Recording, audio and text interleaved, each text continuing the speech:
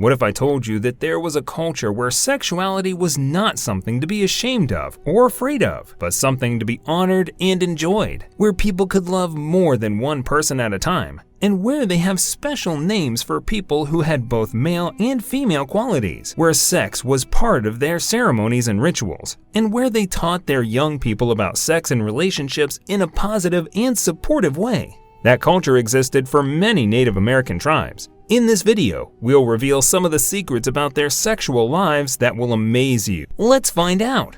Did you know that for many Native American cultures, sexuality was something sacred and essential for being human? They believed that it was connected to the natural world and the divine. They also had a deep respect for life, fertility, and the balance between humans and nature. Sadly, a lot of their culture was destroyed by outsiders who tried to force their religion and laws on them.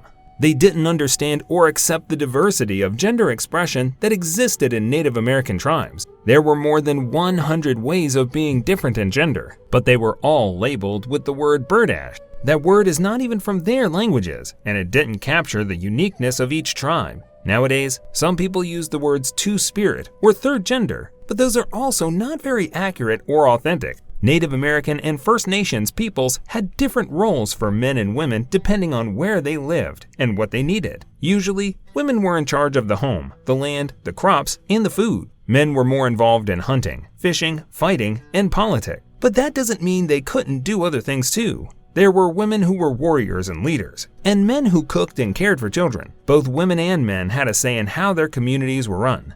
Native Americans also respected people who were intersex, androgynous, feminine males, or masculine female. They called them two-spirit people because they had both male and female spirits in their bodies. They could also be lesbian, gay, bisexual, transgender, or intersex. Two-spirit people were valued as healers, mediators, visionaries, warriors, and leaders in many tribes. The Huron. Have you ever heard of the Huron people? They were a group of Native Americans who lived in different places in North America, like Quebec, Michigan, Kansas, Oklahoma, and more. They were pretty famous in Europe in the 1600s because some Catholic missionaries wrote a lot about them. The missionaries are called Jesuits, and they didn't have sex themselves, but they were curious about the sex lives of Huron people. The Huron people were not just one big group that had 4 smaller groups within them. They were called the bear, the cord, the rock, and the deer. They liked to grow their own food, like corn, beans, and squash. They also ate fish, fruit, and meat sometimes, but not as much as their crops. Growing food was hard work, and mostly women did it. Women were very important in Huron society.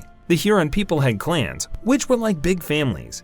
You belonged to the same clan as your mother, not your father. Your clan was like your identity, and you couldn't marry or have sex with someone from your own clan. That would be like having sex with your cousin or your sibling. Do you want to know more about the Huron people and their love lives? Let me tell you about the Wyandot and the Anishinaabe people. They were related to the Huron, and they spoke similar languages and had similar culture. They also had the same rule about not marrying or having sex with someone from their own clan. You might think that that would make it hard to find a partner. They only had about 500 or 600 people in their group, and they all belonged to different clans. But they were clever, and they found ways to meet people from other clans. Sometimes they would cheat on their spouses, but only with someone from a different clan. Of course, they had to be very sneaky about it, because they lived in big houses with many people from the same clan. Imagine trying to find a private spot in a house with 70 people. Another way they met people from other clans was through trading. The Huron men were very good at trading, and they would travel far away by canoe to trade with other groups. Sometimes they would also trade their hearts and marry people from another group.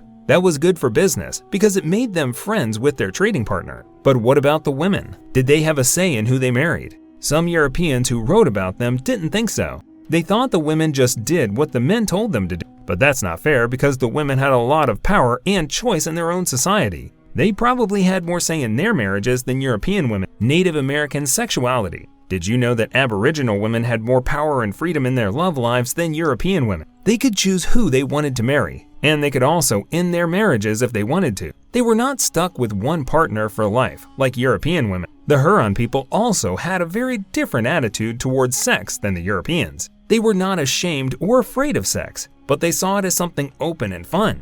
They even had a special ceremony for sex that was supposed to help a sick woman get better. Let me tell you how it worked.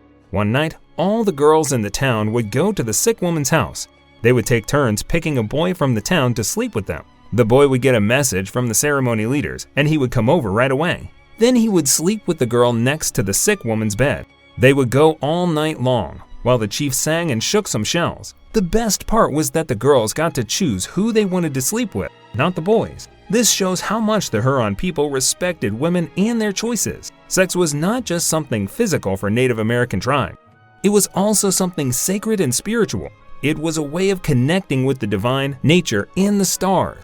Sex was part of many ceremonies and rituals that celebrated life, fertility, and balance. Some Native American tribes also believed that you could love more than one person at a time. They had polyamorous relationships, where they had multiple partners who agreed and respected each other.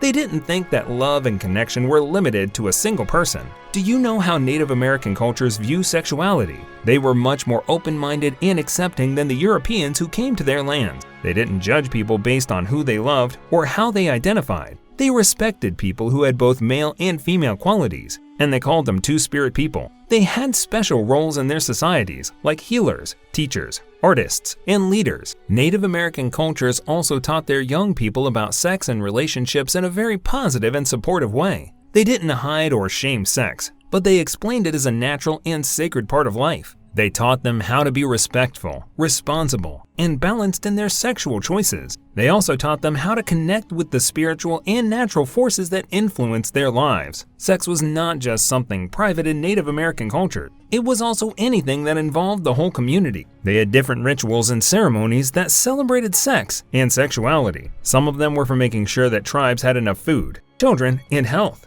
Some of them were for helping young people become adults. These ceremonies were very beautiful and meaningful. They used dance, music, storytelling, and symbols to create a powerful atmosphere for connection and joy. Native American cultures are not all the same. There were hundreds of different tribes and groups, and each one had its own way of doing things. They had different languages, beliefs, customs, and practices. So, there you have it.